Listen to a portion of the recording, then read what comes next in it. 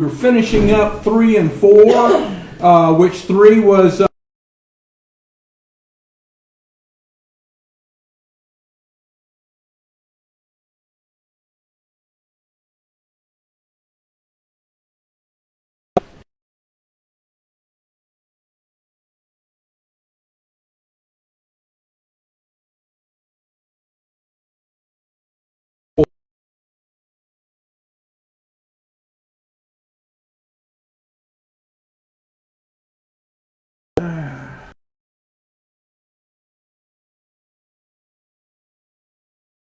it's funny. I kind of had pre-Psalms 14 through 16 up there.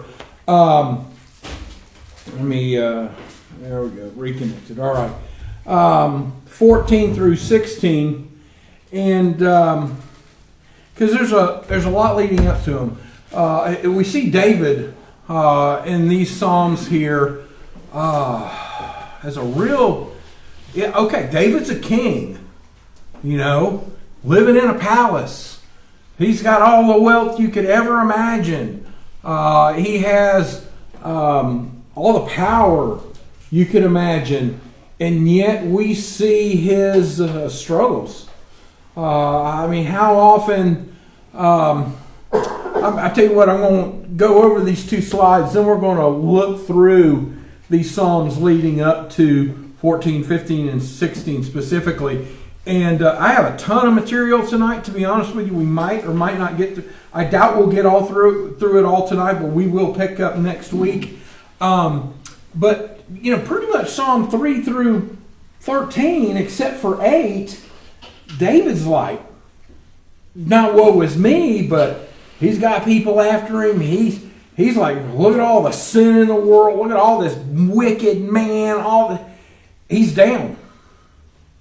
How many, and one of the things I could not help but think about while reading through these Psalms was how many times in our life have we been,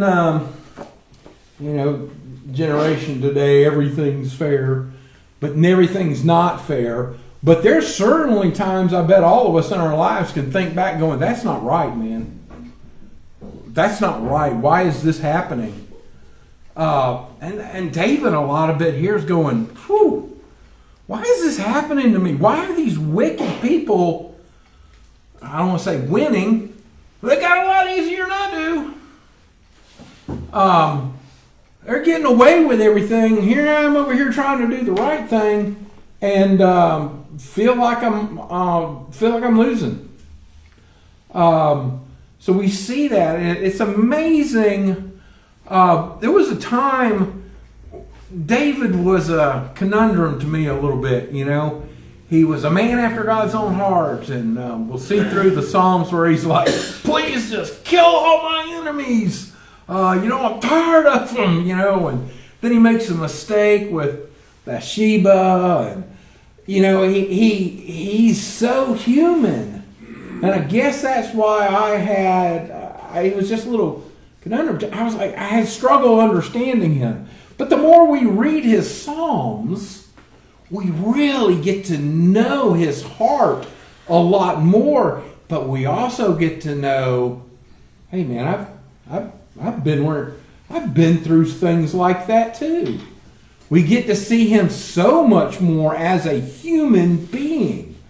We read through going, why are these guys, they're cheating and they're winning, and I'm over here doing it the right way. And you want God to fix it. I've said those prayers before. I'm like going, hey, come on.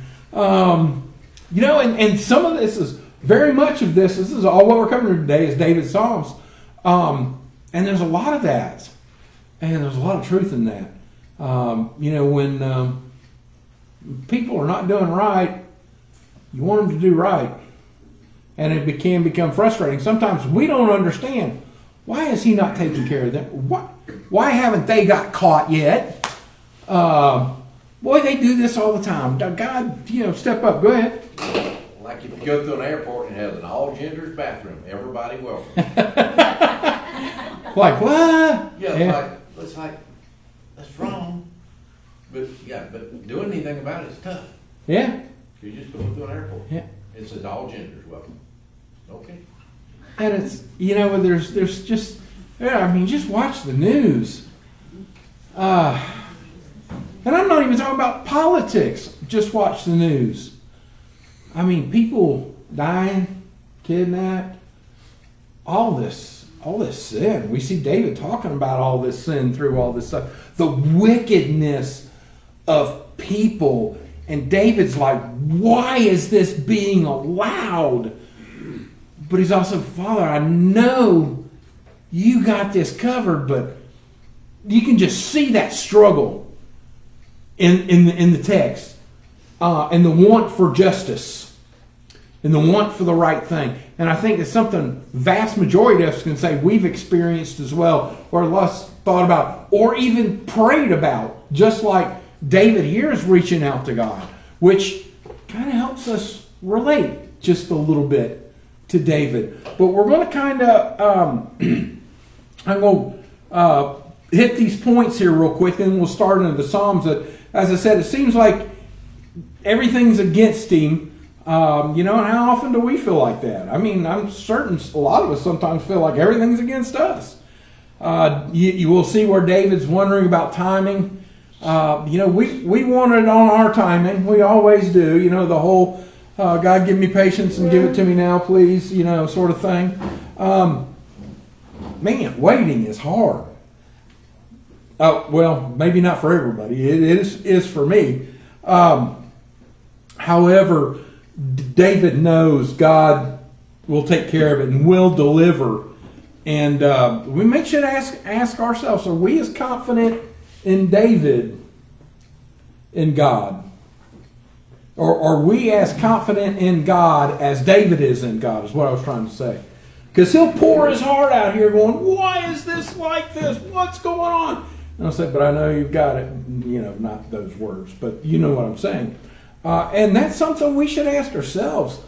Are we as confident in God as David was confident in God? Though he struggled, are we that confident? We see in here David as a human being. He's weeping at times, literally crying in bed, weeping, and his enemies knows how bad they've got him. And yet he's confident. I put in here David riding the roller coaster of life, the ups and downs. We hit those too. And this was King David going through them. We certainly should not think that, I don't think most of us do, but we kind of want that easy road. But we're going to hit those ups and downs. And that's something we need to be aware of. And the other thing is, are we confident enough to be honest with God? Do we actually really tell God how we really feel? I mean, there's, you can do that respectfully. And then, granted, He knows you really ever poured your heart out. And the other thing I put on here, I just wanted to hit before we started out. But David's unique in the Bible. Not just because he was king, not just because we know so much about him, but in his writings we can so see the glimpse into his life. We really don't have that picture of anyone else, that much of a complete personal picture of anyone else in the Scriptures, if you think about it. So that's something we need to remember as well, and take the opportunity to read more about him when we can. But let's jump in. We left off on 3 and 4, so I'm going to pick up in 5, and I'm going to start reading down through here till we get a little bit farther through. I'm going to read several pages here, but what I ask you to do is when I'm reading, think about David here. Think about what he's saying, how he's saying it, what he's going through as we move forward. And starting in Psalm 5, David starts, "Listen to my words, Lord. Consider my lament. Hear my cry for help, my King and my God, for to you I pray. In the morning, Lord, hear my voice. In the morning I lay my request before you and wait expectantly." So David's laying it out saying, God, I like to think, I pray in the morning, and a lot of times, I'll throw in there, would you help me get through whatever it is today it's in store for me, sort of thing. We got David here going, he's laying it all out, and he's waiting expectantly. He knows God will be there. "For you are not a God who is pleased with wickedness. For you, evil people are not welcome. The arrogant cannot stand in your presence. You hate all who do wrong and destroy those who tell lies. The bloodthirsty and deceitful you, Lord, detest. But I, by your great love, can come into your house. In reverence, I bow down toward your holy temple," praying. God listens. David can go to God. "Lead me, Lord, in your righteousness. Because of my enemies, make your way straight before me. Not a word from their mouth can be trusted. Their hearts are filled with malice. Their throat is an open grave. With their tongues they tell lies. Declare them guilty, O Lord. Let their intrigues be their downfall. Banish them for all their sins, for they have rebelled against you. But let all who take up refuge in you be glad. Let them ever sing for joy. Spread your protection over them, that those who love your name may rejoice in you. Surely, Lord, you bless the righteous and surround them with your favor as a shield." David saying, "Hear me, Lord, as I pray. Would you please take care of the people? I know you do." He's also wanting those, if we see the wicked, let their intrigues be their downfall. Banish them for their many sins. And then we see in Psalm 6, it's kind of David going, how long? Have you ever asked, Father, how long is this going to be this way? Have you ever wondered why? David sees all this wickedness in the world and he's going, man, how long are we going to have to put up with this? Quite frankly, we know that our time and Jesus and God's time is not the same thing. A lot of times we wish it was, but it's not. And Psalm 6 is kind of asking that question, how long? It starts out, "Lord, do not rebuke me in your anger or discipline me in your wrath. Have mercy on me, Lord, for I am faint. Hear me, Lord, for my bones are in agony. My soul is in deep anguish. How long, Lord? How long?" See, David struggled many times. Saul was chasing him. He was always on the run for a long time. And stress. What does stress do to y'all? Everybody's going, yeah, Tim, I get it. I know what you're saying. Yeah, stress can be hard on the body, hard on the mind, hard on the soul, all of it. David was in a lot of stressful situations, oftentimes. And here he's saying, how long, Lord, how long?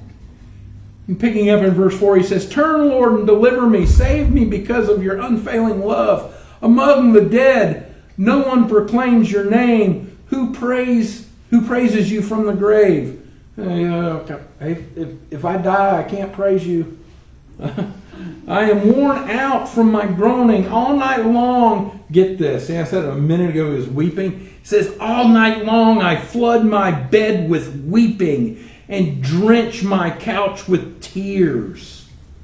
Wow. "My eyes grow weak with sorrow. They fall because of all my foes.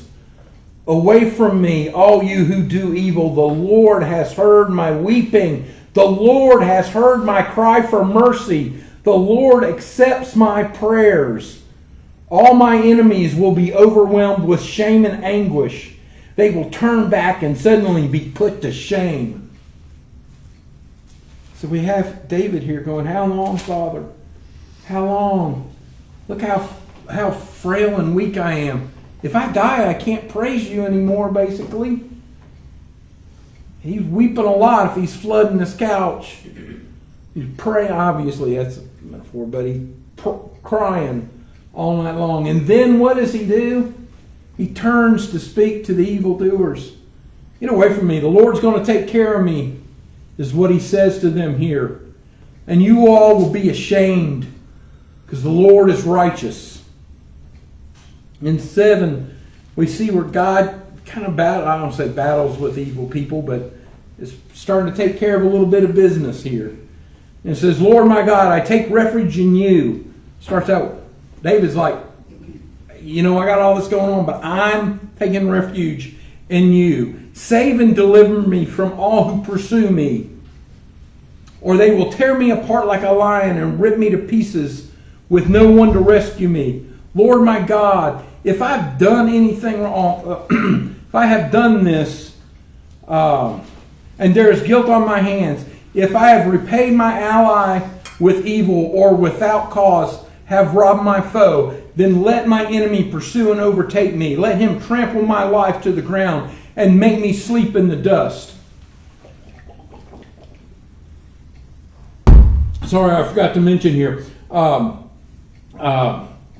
This was written about Cush of Benjamite. Now, this is not Cush. This guy's only mentioned right here. Of course, there's another guy named Cush that was Noah's grandson. Two different time periods, two different people. But this guy was a Benjamite. That was from the tribe of who? Edith Butler's not here.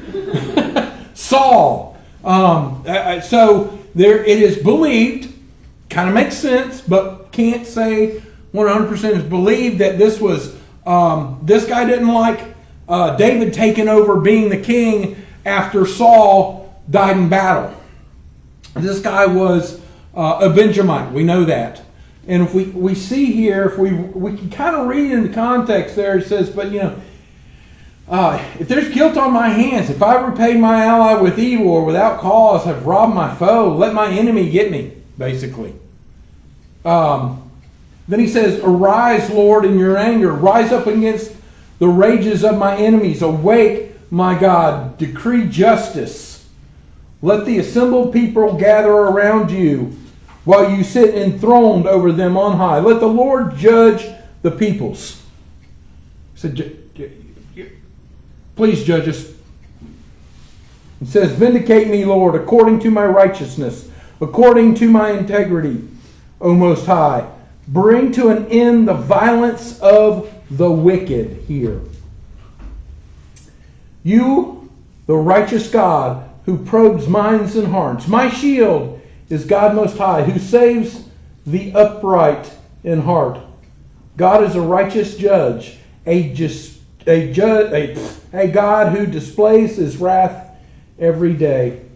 If he does not relent, he will sharpen his sword. He will bend and string his bow. He will prepare his deadly weapons. He will make ready his flaming arrows. Whoever is pregnant with evil conceives trouble and gives birth to disillusionment.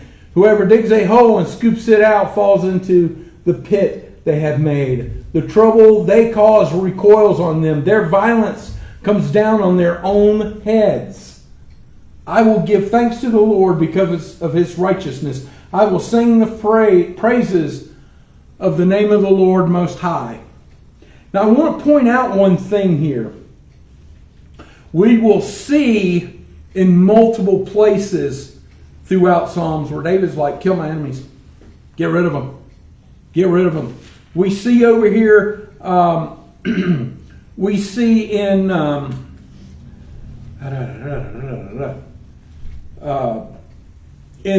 Psalms 3, 7. Now this was about Absalom. This was written about Absalom. A couple pages back here he says, arise, Lord, deliver me, my God. Strike all my enemies on the jaw. Break the teeth of the wicked. He doesn't ask him to kill his enemies there. His enemy was who? Absalom, that was coming after him, and other Israelites. Now, if we notice here In 7, he says, bring an end to the violence of the wicked and make the righteous secure. You, the righteous God who probes minds and hearts. He didn't say, go kill them. He didn't ask for that. Because if this is true, it's about what I mean by being about Cush, the Benjamite, and it's all about Saul and David, he'd be talking about other Israelites. You follow that? He could have, if he'd have said, kill my enemies here, he'd have been talking about Israelites, which were his brothers and sisters. We will see where he talks about others, the Philistines and all sorts of others. Get rid of them. But he doesn't do that here. I'm going to skip 8. We will be coming back to 8. Don't worry. But actually, if we, I tell you what, let's just go through 8. I think I can finish it up real quick. But we see this. We see in these Psalms, it starts out great. David's struggling. Then here in 8, he talks about how wonderful God is. Now, I'm not saying that these were written in a chronological order. I'm not saying that. I am saying this is the breathed word of God and was put together by God. So, with that in mind, it's also showing that up and down. Because after 8 here, he's sorrow again. I don't want to say he's complaining, but he's got a lot on him. Then it comes back up again. Let's look at the beautiful words he has here to say in 8. Lord, our Lord, how majestic is your name in all the earth. You notice he also ends this psalm in the same way. 1 and 9 of the same verse. It starts out, how majestic is your name in all the earth. You have set your glory in the heavens. Through the praises of children and infants, you have established a stronghold against your enemies to silence the foe and the avenger. When I consider your heavens, the works of your fingers, the moons and stars, which you have set in place, what is mankind that you're mindful of us, even them, us, human beings, that you care for them? You've done all of this stuff. You've put the heavens together. You've created all of this. What are we, is what he's saying, that you're mindful of us. Has anybody been to Montana? Big sky country? You ever seen things here on earth, be it a national park or different places, that just kind of take your breath away? If you ever, here east of the Mississippi, I'm sorry, you really can't see the stars like you can out west. People at that time didn't have the big light pollution. They knew how magnificent the universe is. David's going, wow, you did all of that. You made all of this.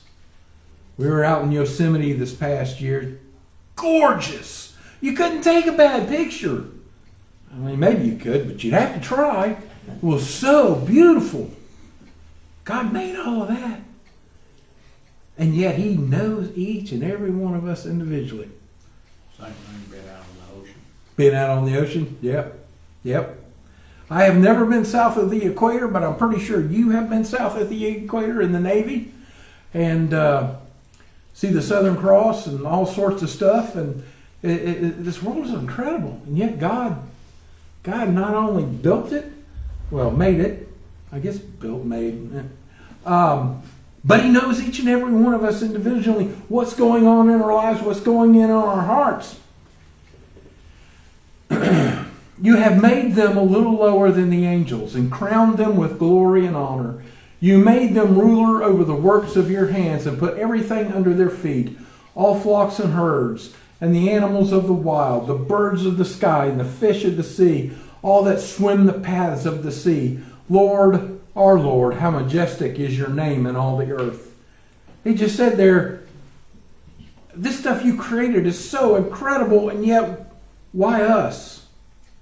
Then he said, you created all this stuff, and then you gave it under our domain. Get that? The work of the Lord, you put under our domain to take care of. Trusting. But what a beautiful song. And when we stop and think about all the beauty that we're surrounded with, the love that God shows us. We have David down here going, seeking justice, hurting. But there are also times that he's like, wow, blown away. When you see these sunsets, man, I don't know if you're coming from Solway and you come up over the big hill, finally dropping down into Oak Ridge on a pretty sunset night. It is unbelievable. Do we look at it and go, oh, that's pretty. Keep on going. Most of the time I know I do. I don't stop and think, wow, think about the Northern Lights. How did he put all that together?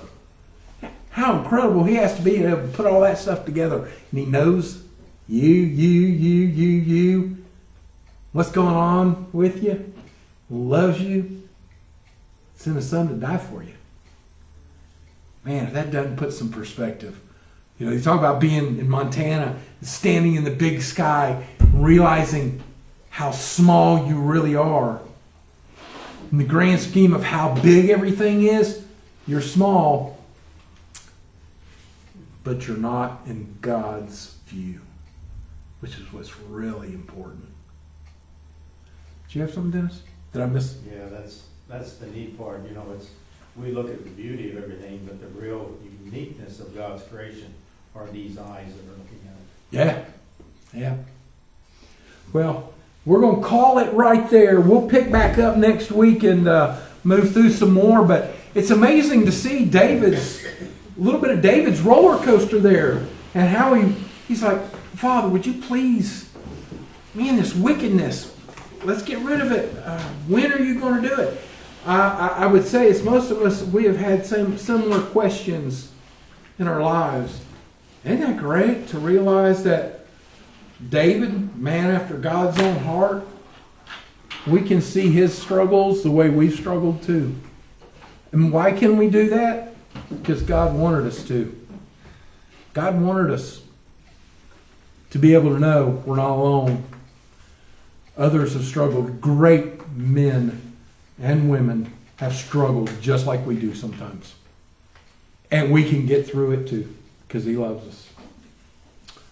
With that, if there's nothing else, we'll go ahead and close up. Bye, y'all. Hope y'all have a great evening.